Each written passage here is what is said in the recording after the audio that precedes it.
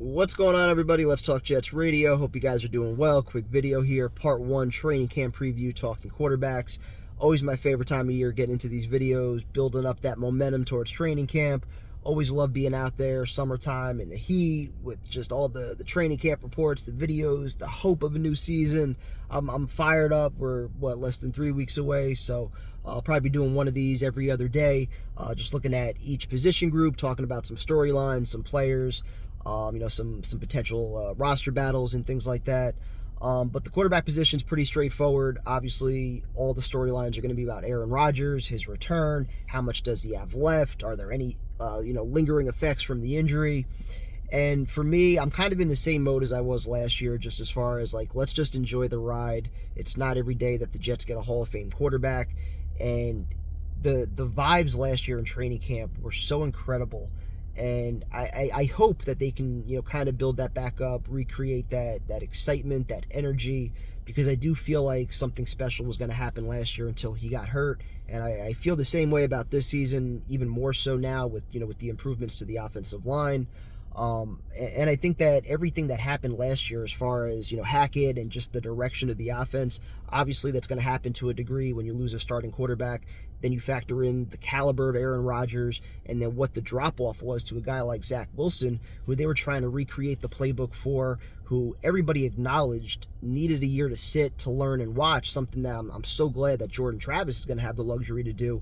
But we all know that Zach still wasn't ready for all his physical gifts. Mentally, he still just wasn't there.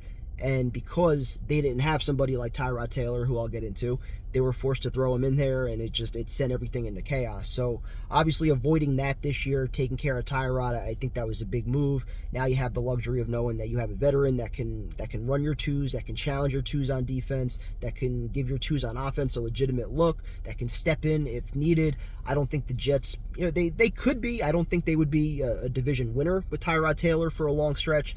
But certainly, I still think they could be a playoff team. And certainly, I think if you only need him, hopefully he won't be needed at all. But if he's only needed for 2 or 3 weeks at some point throughout the year, you can have a lot of confidence that you can at least split those games, go 2-1, something like that, because he is a veteran. He's got plenty of experience.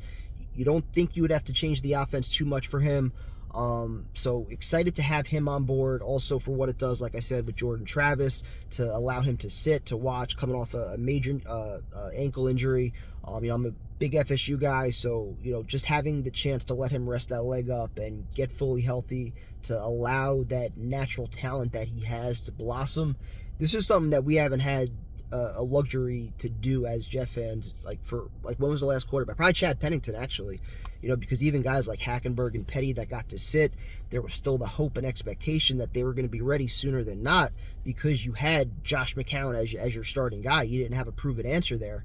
And all your other first-round picks like Sam and Gino and Sanchez and then even Zach, all these kids were forced to play before they were ready. So, at least Sanchez had some talent around him. The next 3 guys didn't really have anything in front of them. So it's just a lose-lose situation when you don't have any talent, when your offensive line's not good, you're changing systems. It's hard to build a quarterback that way. But at least now with Jordan Travis, even if you don't trust Hackett and you don't trust the coaching, you trust Aaron Rodgers and you trust Tyrod Taylor as being veterans of this game, students of this game, the knowledge that they have, that they should be willing to pass off. And we saw it last year with Rodgers. He obviously tried to do everything he could for Zach. I think at a certain point you just have to be realistic about what the kid is and where he's at, and he just wasn't ready. Maybe down the line, some of the things that Rodgers taught him, we'll see, but he just shouldn't have been on a football field. And I think, the same thing for Jordan Travis, that, Rodgers and even Tyrod Taylor, they're going to be teaching this kid up a lot if he were somehow needed to play, which I don't think should be even on the table considering the injury that he had last year. But if he were to play this year, he would obviously struggle. He's clearly not ready. He needs some time. He needs some seasoning. But just a natural leader that I think can make every throw on the field. I know he gets knocked a little bit for his arm strength, but, especially after a year or two in an NFL strength and conditioning program, I think this guy will be able to make every throw on a football field. He's got the smarts. He's got the mobility. Reminds me a little bit of Chad Pennington, actually, with the mobility, just as far as his football brains, his football acumen, being that natural kind of leader. I think he has a legitimate chance to take things over after Aaron Rodgers is done, assuming it's going to be, 2 or 3 years down the line. But otherwise, again, everything's going to be about Rodgers. all the stuff about the mini camp and him not being there. I'm completely over that storyline. I don't know anybody that's still talking about it. I know Rodgers, he was at the UFC event last night, still has to meet the media. I'm sure he's going to be asked plenty of questions about it, if it sends the wrong message and all that. Like, listen, the guy's been playing this game for 2 decades. He was there every single day of voluntary workouts. If you asked every single man in that locker room if it bothered them that he wasn't there or if his absence disrupted chemistry, I think they would all give you the same answer, that 2 days in June do not mean anything. So, obviously you want him there. You would like the team and him, I think, to handle things like that better in the future, just to avoid the media chaos and the distraction that I don't think it became a distraction for anybody in the locker room, but certainly amongst fans and media, and just having the media ask those repetitive questions, it probably becomes annoying at some point more than anything. So just kind of knowing that the media is out for blood. You got 6 primetime games this year.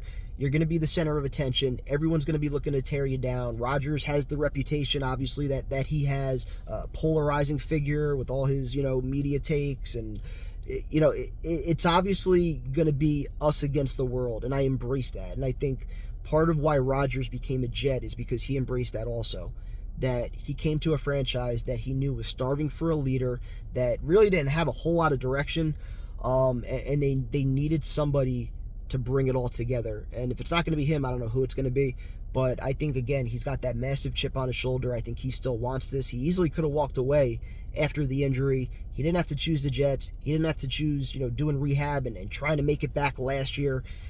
Everything he's done has been about the team and putting the team first. And so, missing 2 days in June, like to be harping on it the way some people are, I think is crazy. I think he's set the example in every other possible way since he's been here by being at the mini camps and the voluntary workouts and everything else that he's attended. So I'm excited to see a healthy Aaron Rodgers and what the possibilities are this year. Again, more than anything, just over the next couple of weeks, I really hope we can create those same vibes that we had at training camp, where he was walking out, getting the Rodgers chance every day. I'm sure it's going to be much of the same. Otherwise, physically, I'm sure there's going to be some kind of plan to limit his reps in training camp, especially now that you have a Tyrod Taylor who can operate with the ones and give guys, a realistic look back there. So I'm sure they're going to limit him somewhat. But otherwise, I expect to see a fully healthy Aaron Rodgers that's going to be testing his limits every day. I loved all the videos from voluntary workouts with him rolling out and, throwing across his body. He looks like he's gaining that confidence and that swag back. And that's ultimately everything, because when he's got it, he's going to be that alpha. He's going to be that one that's bringing everybody with him, kind of like, Salah's message last year with the 4 different types of leaders. That top rung is looking to bring everybody else with them for the ride. So I'm hoping that we see the full Aaron Rodgers experience this year with him healthy, 17-plus games into the playoffs. I'm excited for it. Can't wait for camp. Part 2 coming up soon. Talk to you guys later.